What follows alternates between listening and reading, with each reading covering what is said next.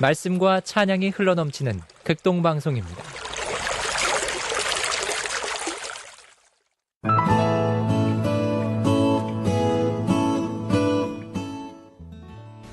안녕하십니까.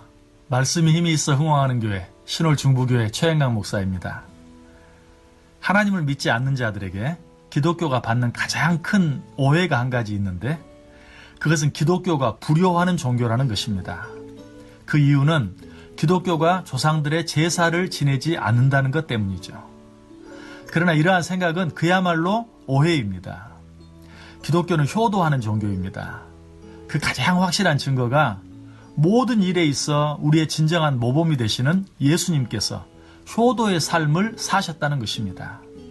그는 그의 전 생애를 통해 영의 아버지이신 하나님께는 물론이요, 육신의 부모인 요셉과 마리아에게도 죽기까지 효도했습니다.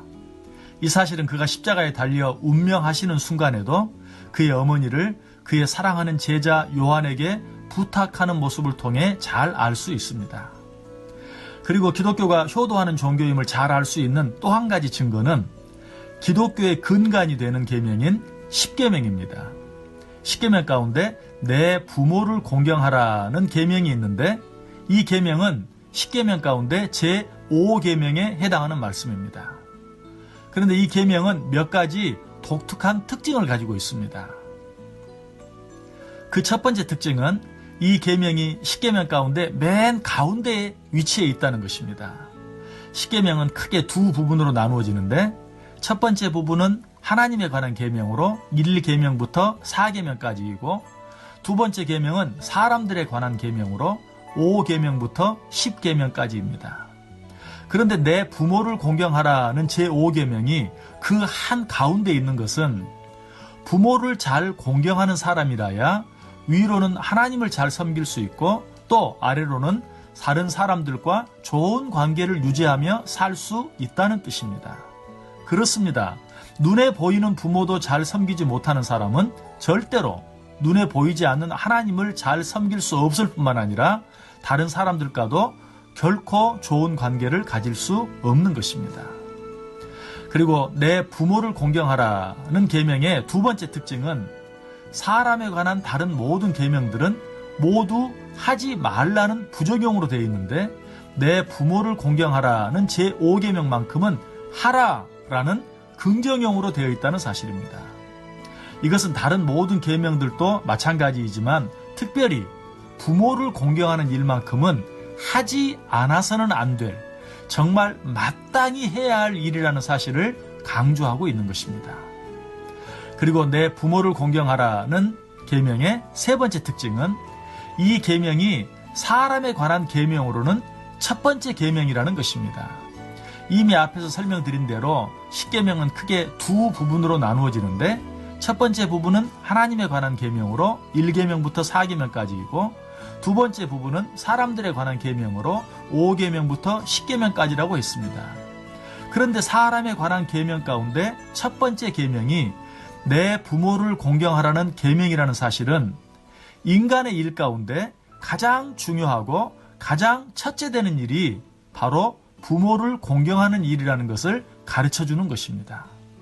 뿐만 아니라 진정으로 부모를 공경하는 자는 그 뒤에 나오는 계명들을 저절로 지키게 되어 있다는 뜻이기도 합니다. 당연하지 않습니까?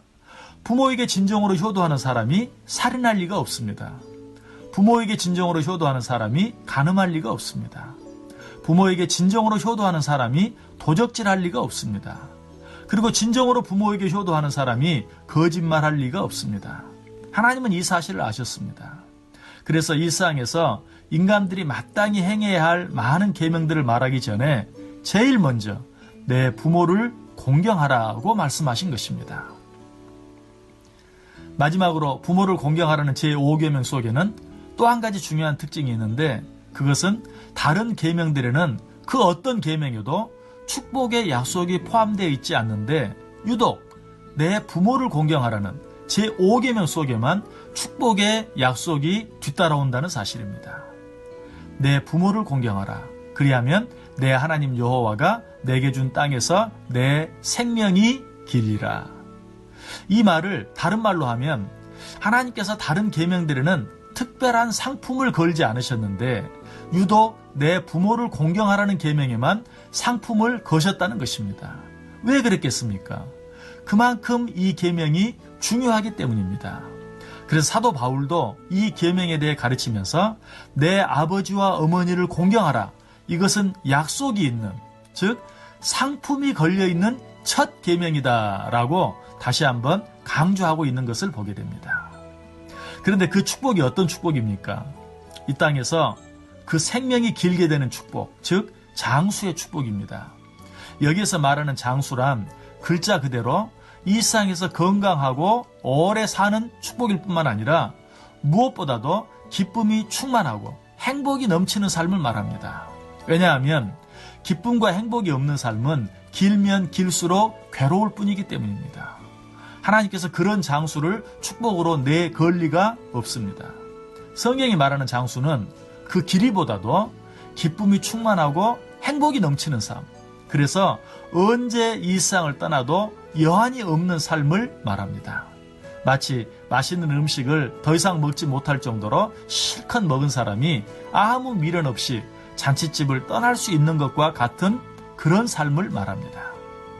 사랑하는 청취자 여러분, 우리에게 허락해 주신 부모님을 진정으로 공경하는 삶을 사시기 바랍니다.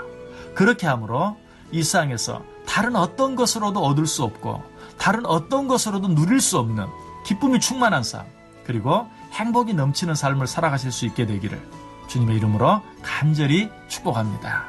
지금까지 말씀이 힘이 있어 흥황하는 교회 신월중부교회 최영강 목사였습니다.